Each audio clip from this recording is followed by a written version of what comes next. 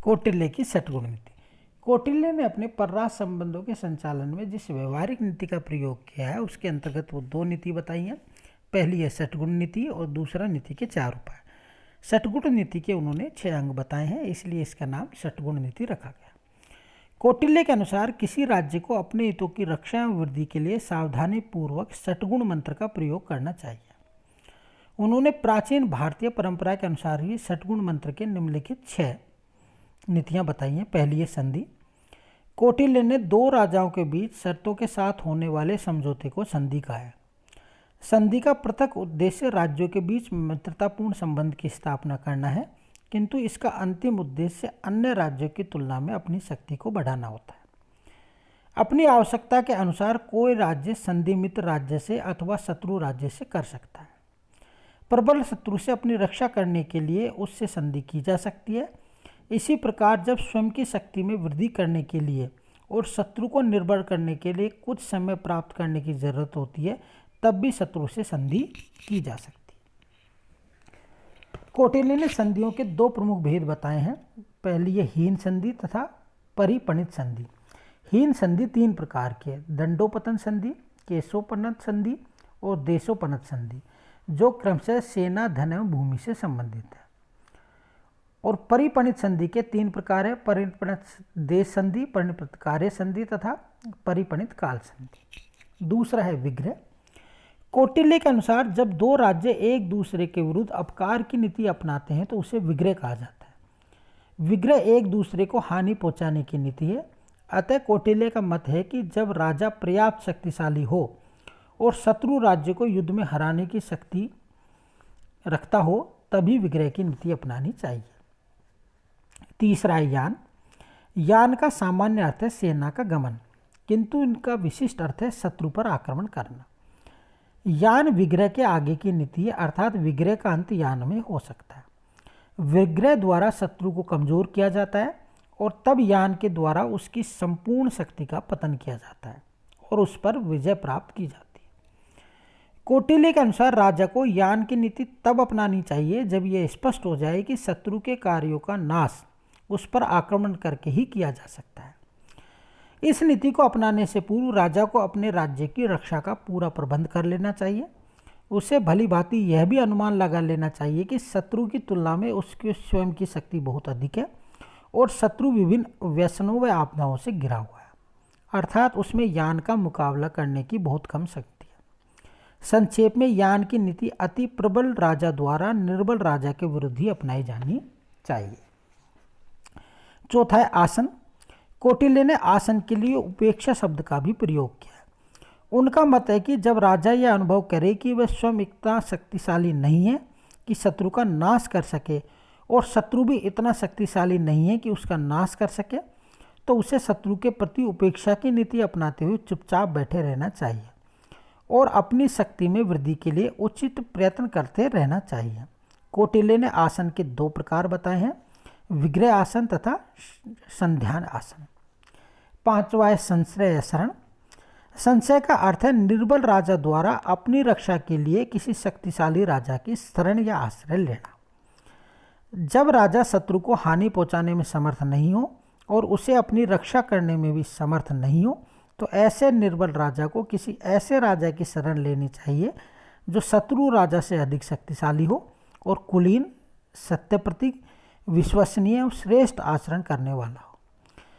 यदि ऐसा शक्तिशाली राजा उपलब्ध नहीं हो तो आत्मरक्षा के लिए शत्रु की शरण लेना भी उचित होता है। कौटिल्य के अनुसार संशय की नीति अस्थायी रूप में ही अपनाई जानी चाहिए, क्योंकि शरण लेने वाला राजा सदैव शरणदाता राजा के दबाव में रहता है और उसके अस्तित्व को खतरा उत्पन्न कर सकता है। छठा है द्वैधी भाव।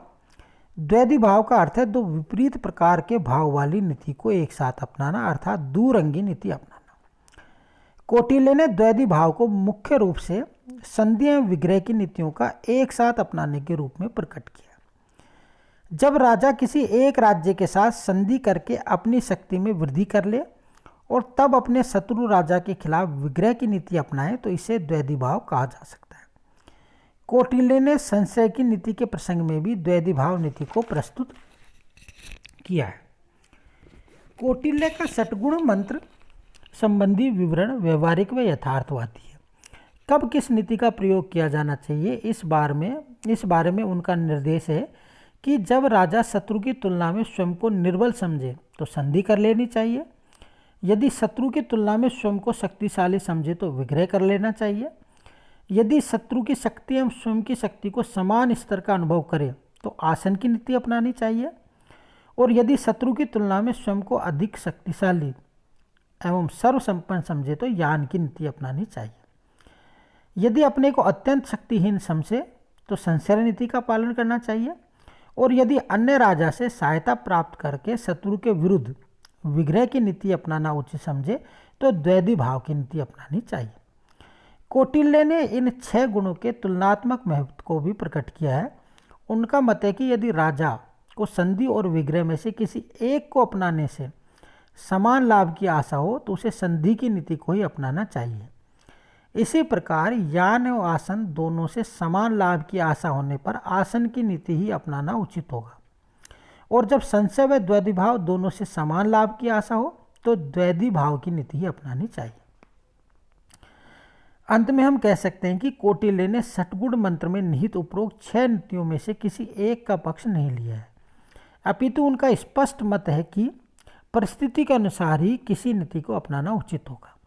कौटिल्य के अनुसार विजिगीषु द्वारा उसी गुण नीति को अपनाना चाहिए जो अपने दुर्ग, सेतु कर्म, व्यापारिक मार्ग, उपनिवेश, शून्य निवेश, अन्न, ईंधन तथा हाथियों के वन आदि से संबंधित समृद्धि के कार्यों करने में सहायक हो और शत्रु के दुर्ग आदि कार्यों को नष्ट करने में मदद दे।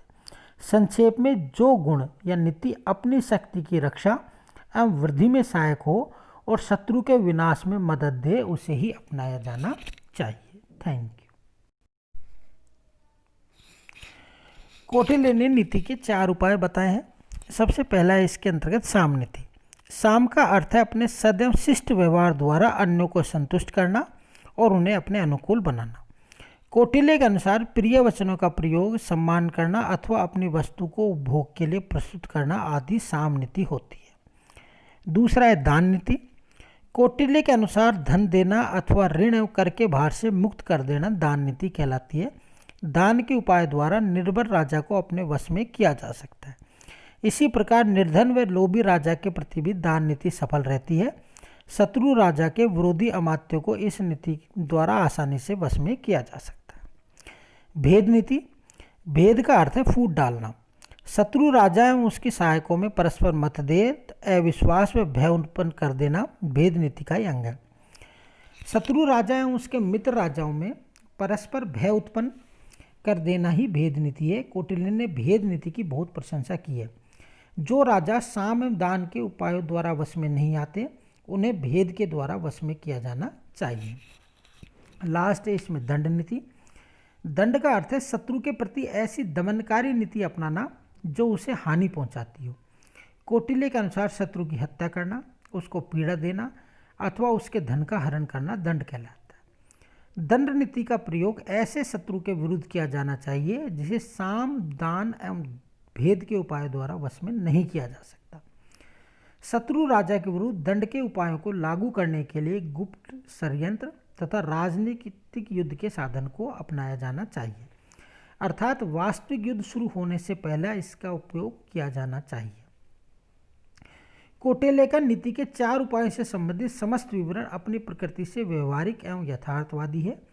यह परराज संबंधों की वास्तविकता के अनुरूप है। कौटिल्य ने इन 4 उपायों को वरीयता क्रम को भी स्पष्ट किया है।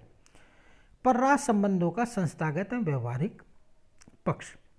इसके अंतर्गत उन्होंने दूत व्यवस्था, गुप्तचर व्यवस्था और युद्ध व्यवस्था पर अपने विचार प्रकट किया। पहला है दूत व्यवस्था।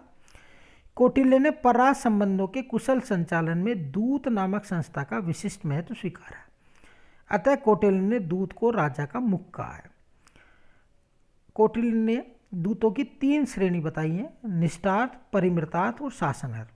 कौटिल्य ने दूत के जो कार्य बताए हैं उनसे परराज संबंधों के संचालन में दूत की भूमिका पर प्रकाश डालता है। दूत राजाओं के बीच मात्र संदेशों का आदान प्रदान नहीं करता, अपितु वह शत्रु राजा या शत्रु राज्य में रहकर प्रत्येक ऐसे महत्वपूर्ण कार्य को करता है जो उसके राजा या राज्य के हितों में वृद्धि करने वाला हो। उसे शत्रु राज्य में रहकर वहाँ के भूगोल, सैन्य, आर्थिक गतिविधियाँ, सामाजिक जीवन आदि के बारे में तथ्यात्मक जानकारी का संग्रह करना चाहिए और शत्रु राजा के प्रमुख राजपुरुषों, भृत्यों व प्रजा के प्रमुख वर्गों में अपना प्रभाव स्थापित करना चाहिए। उन्हें अपने पक्ष में फोड़ देना चाहिए और यदि जरूरत पड़े तो उसे शत्रु राज्य में तोड़फोड़ व षड्यंत्रों को भी प्रोत्साहन देना चाहिए। दूसरा है इसके अंतर्गत गुप्तचर व्यवस्था। विदेश नीति के निर्धारण एवं कुशल संचालन के शत्रु पक्ष की गुप्त योजनाओं, तैयारों की जानकारी प्राप्त करना बहुत जरूरी होता है और इस कार्य को गुप्तचरों की मदद से ही किया जा सकता है। विजिगीषु राजा के गुप्तचर शत्रु राज्य में अनेक ऐसी गुप्त कार्रवाइयों को भी कर सकते हैं जो उसकी शक्ति को कमजोर कर सकती है, जैसे शत्रु राजा एवं उसके मित्र राज्य अरिमंडल में मतभेद पैदा करना, शत्रु राजा के अमात्यों को अपने पक्ष में फोड़ना, शत्रु राजा की प्रजा में असंतोष एवं विद्रोह आदि भड़काना।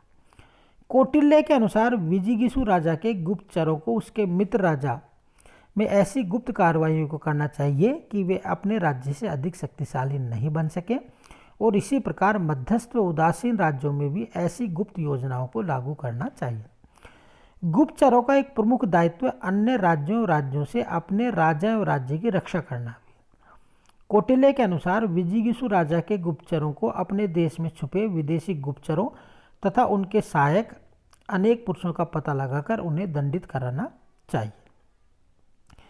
कौटिल्य ने आंतरिक व बाह्य प्रशासन की दृष्टि से गुप्तचरों के दो प्रमुख वर्ग बताए हैं। पहला संस्था एवं संचार। उन्होंने कुछ ऐसे गुप्तचरों का उल्लेख भी किया है जो प्रत्यक्ष रूप से इन वर्गों में नहीं आते किंतु परराष्ट्र संबंधों के क्षेत्र में उनकी भूमिका महत्वपूर्ण होती है, जैसे विषकन्या, उभय वेतन भोगी गुप्तचर, सीमा प्रदेशों के चरवाहे गुप्तचर, मलेश जाति के गुप्तचर आदि। कौटिल्य ने सभी गुप्तचरों को राजा के नेत्र कहा है। अर्थशास्त्र में परराष्ट्र संबंधों के संचालन में गुप्तचर संस्था की भूमिका को अत्यंत महत्वपूर्ण माना है और इसकी मदद से बाह्य क्षेत्र में अपने राज्य हितों की रक्षा पर बल दिया है। Thank you.